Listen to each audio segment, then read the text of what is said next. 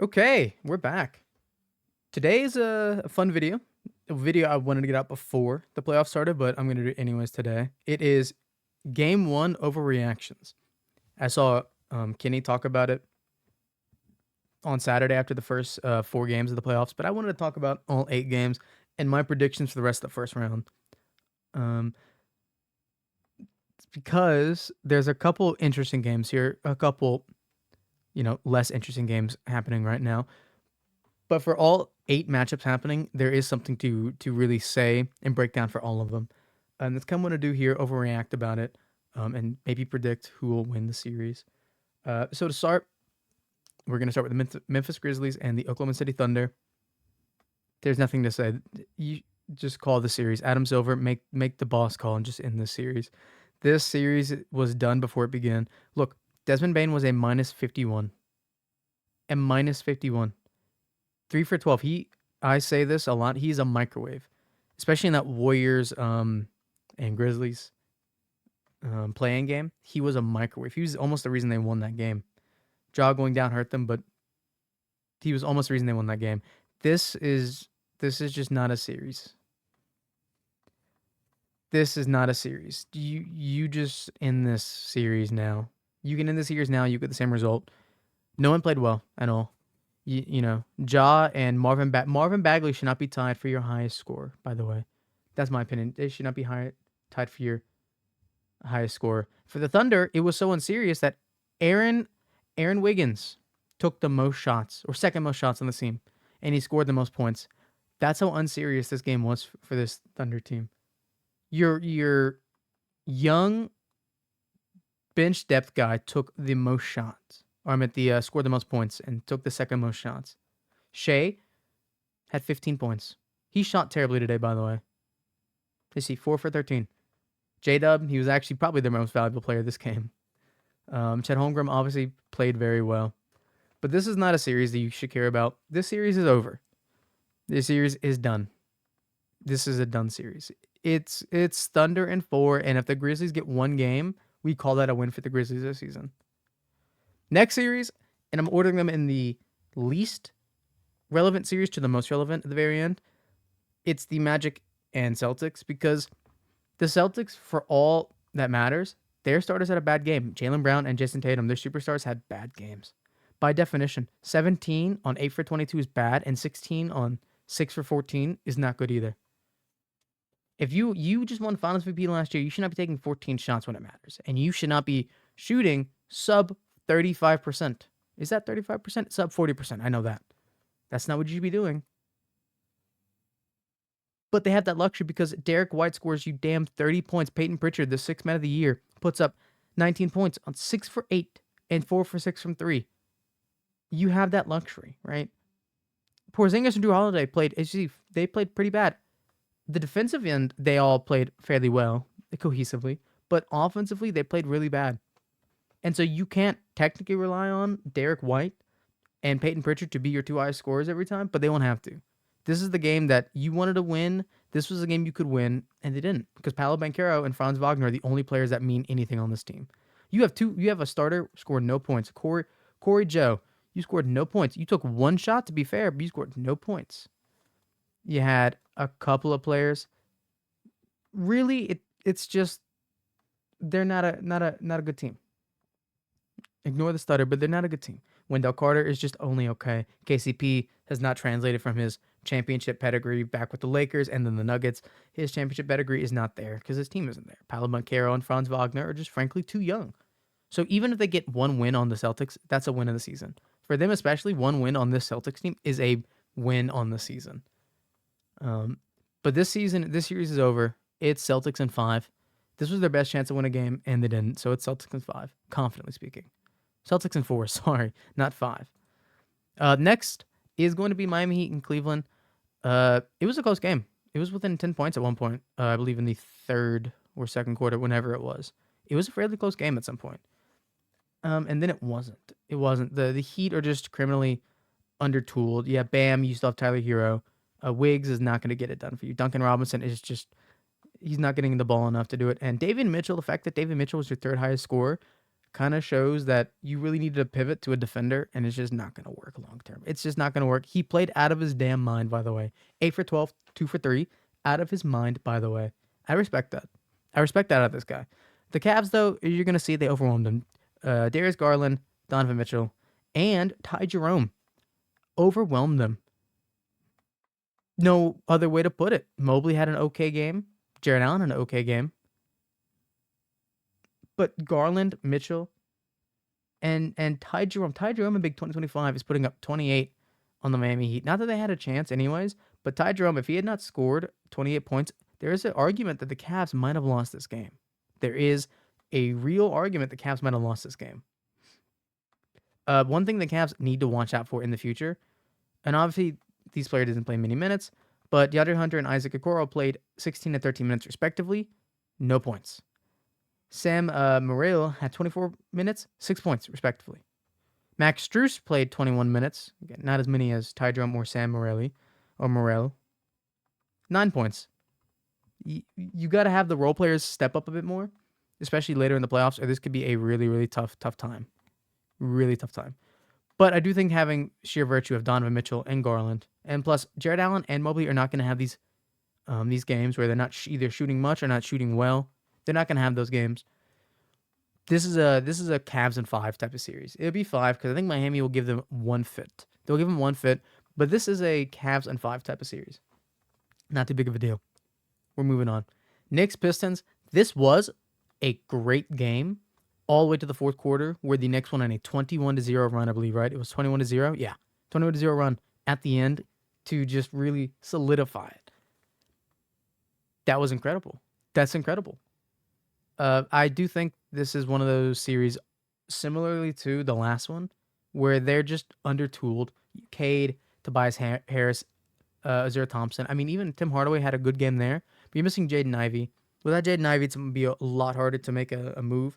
Malik Beasley at 22, that's crazy. 6 for 12. Okay, he is like number, 2 or 3 on the season in threes? Makes sense.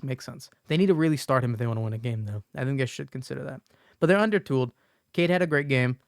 Tobias Harris had a very good game. A very solid Tobias Harris game, actually, especially in playoff minutes now. Azure is just young. Tim Hardaway, good game for him, actually. Hopefully for better shooting. But the Knicks, they played playoff basketball. You have 3 players in 20, 1 in 30 out of those 3. And then Josh Hart played his role pretty well. Miles Bridges, you would like to see Miles Bridges do more in the next game and in the future games, but good. Campaign had some good contributions off the bench. Mitchell Robinson, you'd like to see him do a bit more, but Cat is doing all right. One thing you need to watch out for, and OGs and Josh kind of do better, and Mitchell too, is they need to get more offensive rebounds. As a grand total of 8 offensive rebounds is only going to work if the other team's not good at it, or unless you're the Rockets, or the Warriors against the Rockets. We'll talk about that later. Though. We'll get into that later. The Knicks are probably going to win this game in a gentleman. I see the Pistons losing this in 5, or if the Pistons really play well for another game, 6. But I think 6 is the most this game goes to. No other way around it. Knicks should have this series. They should be advancing, and not too big of an issue. 6 games is the max for me, but I predict 5. Next is the Pacers Bucks. Now this is a series that I think could get more interesting as the games go on. You ignore the score, a 19-point loss here.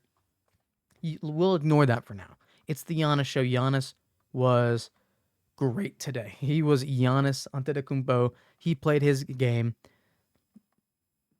You don't ask for much more from this guy. One of the top 3 players in the world. You can't ask for much more from this guy. What you do ask more from is Taurean Prince take more than 1 shot. Kyle Kuzma make a shot when you take 5 of them, and make a free throw. Brook Lopez, you're just a little old, man. You're just a little old guy. Ryan Hollins, you need someone else. Bobby Portis. There's no reason, by the way, in Big 2025 that AJ Green should be your second leading scorer next to Gary Trent Jr. and then Kevin Porter Jr. Kevin Porter Jr. has been playing meaningful minutes for this Bucks team, but there's no way in a playoff game he should be top 4 in scoring. Neither should AJ Green or Gary Trent Jr. They shouldn't. They need to really reconfigure their lineup. Who's their coach? Oh my God. Doc Rivers. Yeah, there we go. Doc Rivers really has to adjust some things because it didn't work. It just didn't work at all for them. In the Pacers, let's see what they did well. They did, Pascal Siakam had his thing. You had Tyrese Halliburton do his thing. A little slower on the scoring night, but when you have Miles Turner, you have Pascal really scoring the ball well. Nimhard, you can kind of ease off on that. You see Benedict Mathurin, 25 minutes off the bench, great six man. You can kind of ease off the scoring a bit. He can do his thing. Tyrese, what you can't do though in the future games to not make this a much harder series for yourself is go 3 for 13 and 0 for 7. You got to make more shots. You have to make some more shots. Outside of that though, this was a win they kind of needed because it was confirmed that Dame does not continue to suffer from deep vein thrombosis anymore. So the blood clots are gone. That could be a scary thing. If Dame comes back and he's able to play like at 80 to 100% through game 2 or 3, that could be a scary thing. The Pacers are going to need to get their wins now. They need to get their wins now. This could go Pacers in 6 if Dame is not the same guy, or it could be a Bucks in 7. This could be maybe a Bucks in 7 type of series. If Dame comes back healthy enough, if Giannis and Dame can look like Giannis and Dame did at some point in their season, this could be Bucks in 7. But my prediction, even if Dame comes back, it's still probably Pacers in 6. I just don't think the Bucks team is good enough. They're not good enough to win. Timberwolves Lakers. This is going to be an interesting one because the Timberwolves absolutely spanked the Lakers. 22 points. They spanked them. Your difference makers were Ant and Jaden McDaniels, and then Naz Reid off the bench. Naz Reid, you have to expect he's going to be able to do that. Ant, you're going to have to expect he's going to be able to do that. If you can hold him to inefficient shooting like 8 to 22, though, in a lot of nights, you should have an advantage to try to win. But Jaden McDaniels had an amazing game. 3 for 3 from 3, 11 from 13 from the field. You can't expect him to play like that. You can't expect him to play like that again because he has one of those games. I think he had one against the Suns last year before, whatever it was. But you can't expect him to continue to play like that. I don't expect him to continue to play like that. I don't expect Julius Randle to hit 4 threes. I don't expect that and be a plus 19 on the court. Rudy Gobert, not being super efficient, actually. He's kind of just walking around, doing a whole lot of cardio with 2 points and 1 block. 6 rebounds. I mean, that's cardio, man. The Lakers, we got to get the Lakers. LeBron always has his feel out games. This could be his cool little feel out game, but he needs to consider locking in for the playoffs. I would love to see LeBron get one more ring. I'd love to, if James Harden doesn't get a ring or if the Rockets can get it, I'd love to see LeBron get it. Luka played Luka basketball and he did damn well. Although Luka needs to involve other teammates, I think at this game it was like, it's the Luka show, get out of the way. Austin Reeves played well as a third fiddle. He played very well. What you need is your bench. Your bench needs to start playing real basketball. They didn't play many minutes, right? You only had 3 players in double digits on the bench in minutes. Even Jackson Hayes, he was so inefficient. He got played off the court, and I imagine they played probably Rui Hachimura and LeBron at around the 4-5. It's not the great lineup. Their biggest issue is they don't have any bigs, but they've got to find a way. You've got to find a way. If you are the Lakers, you have Luka, you have LeBron. You have to find a way, and I don't expect Jaden McDaniels to get 25 points, be damn near perfect from the field. Don't expect that at all next game. LeBron's gonna have to bounce back. Luka, just continue playing like Luka. Austin Reeves, keep playing like Austin Reeves. Be a little better on the shooting, but you have to really hope that Jackson Hayes locks in. Rui Hachimura can stay consistent. Your bench players can be more useful. Like Vando, you gotta hope that Jared Vanderbilt's good. Dorian Finney-Smith is good. The defense is still good. Your bench players, you have to hope that they're good. It's one of those series. This could be a long series. This could be a very long series. My prediction is still Lakers in 7, but it's gonna be much harder. And I do think I see Timberwolves in 7 or 6 if they continue the domination. Like if Jaden Daniels, sorry, has his great games still, and Julius Randle could be a consistent playoff performer at like around 15 or 16 points. There's no way the Lakers can win this series. But I'd like to throw caution in the wind there and just say the Lakers with LeBron, with Luka, they can make it out of this first round. Not too bad. So I still have Lakers in 6, or I mean Lakers in 7, but I do think Timberwolves can still win this series. So next one is one of the series I really want to see more of. And it's my second favorite to watch. It's obviously Clippers Nuggets, 110-112 Nuggets. Russell Westbrook at the end really saved them. It really saved them. This was playoff basketball to a T. This is 2025 playoff basketball to a T. Kawhi, James Harden, they had great games. Zubac had great games. You really can't ask this team to do much better. Kawhi, 9 for 15, 1 for 3, 22 points. Not bad. The defense was good. Zubac, 10 for 15. You could ask for more free throws, but the rebounding was good. His offensive rebounding was good too. 21 points. That's all NBA for a center. That's all NBA center type. James Harden was the best player on this team for sure. 11 for 22, 4 for 9 from 3, 6 for 6 from the line, 11 assists, 32 points. You can't ask for any better, right? Norman Powell's good. Chris Dunn's good. Batum, you got to get a couple more players involved on the bench. Ben Simmons, if you are going to be 6'10 guarding Jokic, you got to show that a bit more. But other than that, it's like, yeah, okay. This is a pretty solid team. 110. You can't ask for much better. You just got to be consistent. Nuggets played Nuggets basketball in the playoffs. Aaron Gordon stepped up. Jamal Murray stepped up. And, of course, Jokic stepped up.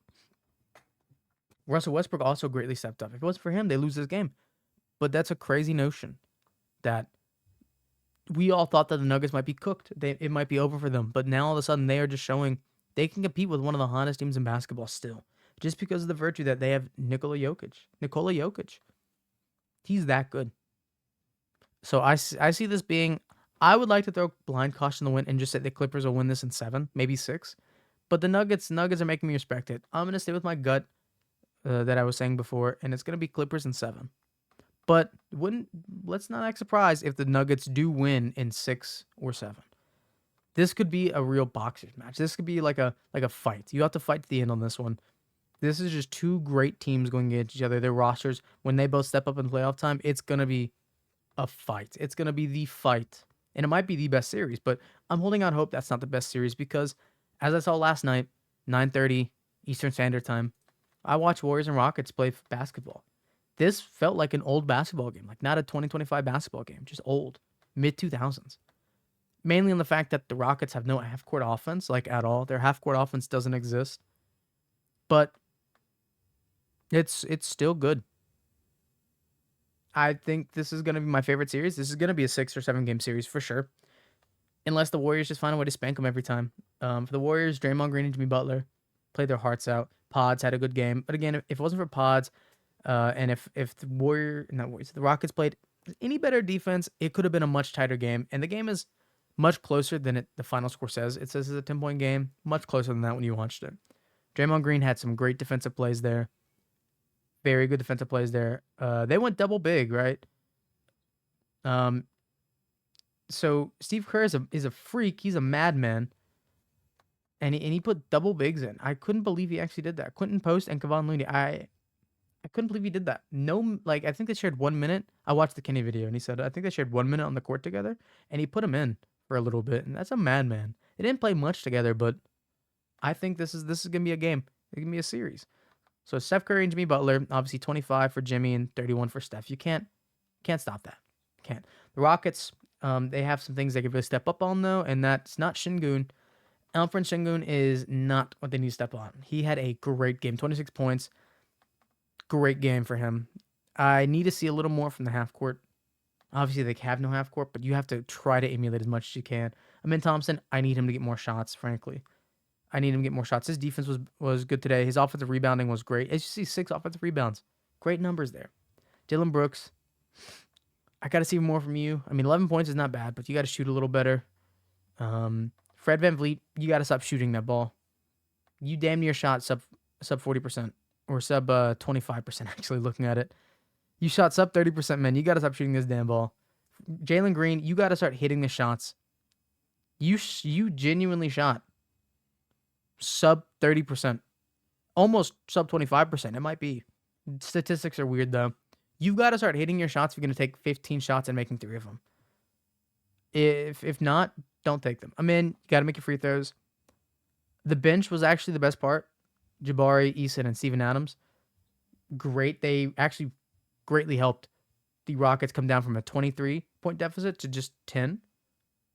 Moses Moody Tommy 3 was good, but this could have been a much worse game than it really showed. And we need to see more. I think it's my favorite series, though. This could be easily 7-game series for either side, or it could be a 5 or 6-game series for either side. We don't know. That's what's my favorite series. It's gonna be one of those games that every game's a fight. Never easy, because these are both some of the best defensive teams in the playoffs, and these are age versus youth, experience versus athleticism. This is going to be my favorite series. As a Rockets fan, sure, but just as a basketball fan, this is going to be my favorite series. So I'm ready to see it more. I had it Houston in 6, but I'm going to say Warriors in 6. I think my prediction might change the Warriors in 6, and I'll be pleasantly surprised if I'm wrong if Houston wins it. But I think Warriors in 6. Steph Curry and Jimmy are just too good to be denied. Um, so that's my predictions. All 8 series. I hope this is an exciting first round. We have at least 3 good series to watch.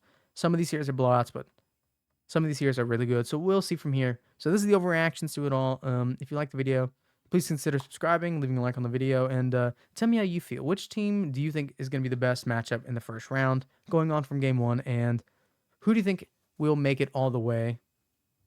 Or who is your biggest upset? There we go. Who is the biggest upset you think can make it to the conference finals of either side? So you tell me down below. Hope everyone enjoyed the video, and I'll see you guys in the next one. Peace.